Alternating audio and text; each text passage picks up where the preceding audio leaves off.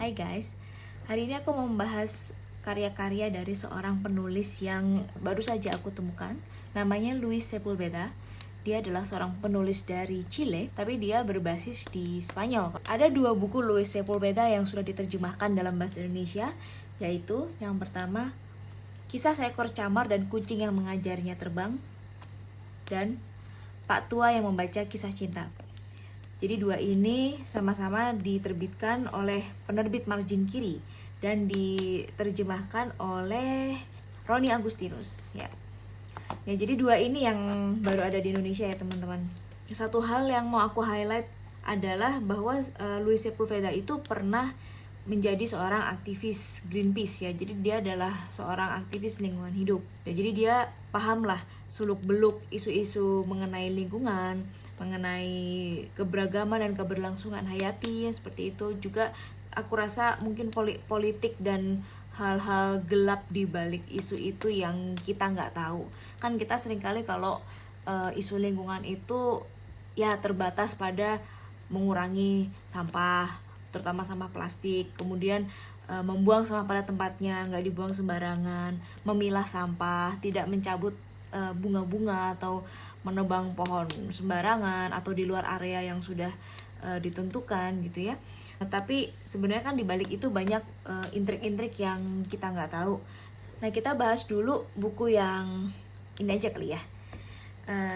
Oke, ini adalah Kisah Seekor Camar dan Kucing yang Mengajarinya Terbang. Buku yang ini tulis utamanya untuk anak-anak. Ada model kayak The Little Prince itu kalau teman-teman tahu. Jadi sebenarnya dirancang untuk anak-anak. Pesan moralnya atau renungan-renungan filosofisnya, renungan-renungan hidupnya itu sangat bisa dinikmati oleh orang dewasa. Si Camar ini ceritanya anakan camar teman-teman. Induknya itu sudah mati karena ya sesuatu hal yang berhubungan dengan masalah lingkungan. Dan sebelum mati, induk burung camarnya itu sempat bertelur di jendela rumah tempat kucing ini tinggal. Dan si kucing ini ceritanya udah bikin janji sama si induk camarnya bahwa dia akan menjaga anak camar ini sampai bisa terbang. Dan dia akan ngajarin terbang juga gitu. Buat aku novel ini santai, tapi aku tetap dapat sesuatu gitu. Karena aku percaya bahwa kalau kita membaca buku, kita harus mendapat suatu renungan yang sifatnya beyond ourselves gitu, yang sifatnya lebih besar, lebih jauh dan lebih agung daripada kita gitu. Jadi membawa kita kepada suatu kepedulian yang lebih besar atau kecintaan yang lebih besar, yang lebih luhur gitu. Meskipun bukunya simple, tapi ini delivers banget sih. Oke, buku selanjutnya dari Luis Sepulveda itu adalah ini, Pak Tua yang Membaca Kisah Cinta. Beda dari buku sebelumnya. Jadi buku ini buku yang dewasa. Ini bahasannya lebih kompleks dan ada adegan-adegan yang tidak untuk anak kecil ya. Jadi ada gambaran mengenai korban-korban di cakar macan seperti itu. Jadi ada deskripsi lukanya, meskipun nggak terlalu ini ya, nggak yang grafik banget, tapi ada. Jadi ini untuk para pembaca yang lebih matur lah. Isu pokok yang diangkat itu sama sebetulnya dengan buku yang sebelumnya, cuman bedanya kalau yang Kisah Seekor Camar dan Kucing yang Mengajarinya Terbang itu kan dia settingnya di kota pelabuhan.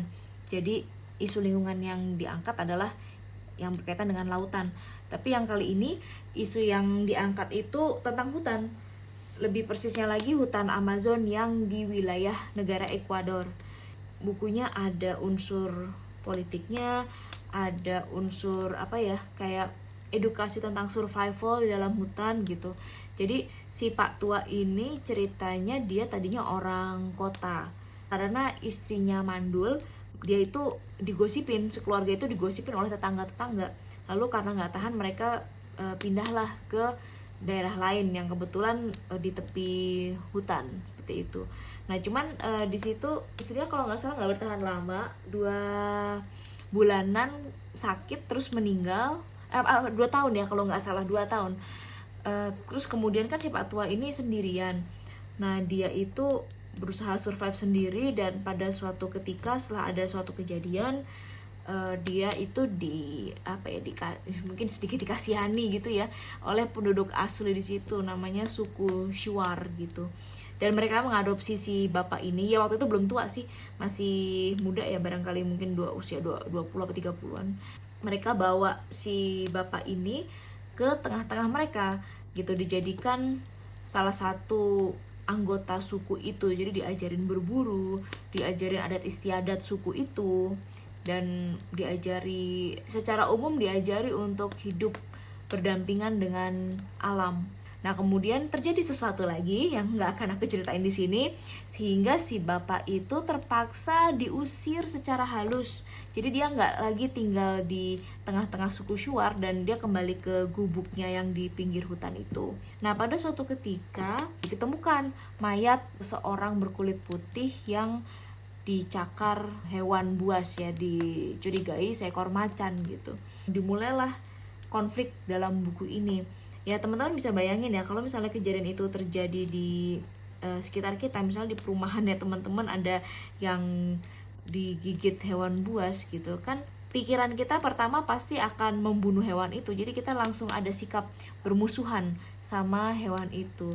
Cuman di sini diceritakan gimana sampai hewan itu bisa menyerang manusia. Jadi sebetulnya hewan itu, hewan liar, bahkan yang buas sekalipun, sebetulnya nggak akan menyerang manusia kalau tidak dimulai oleh sesuatu.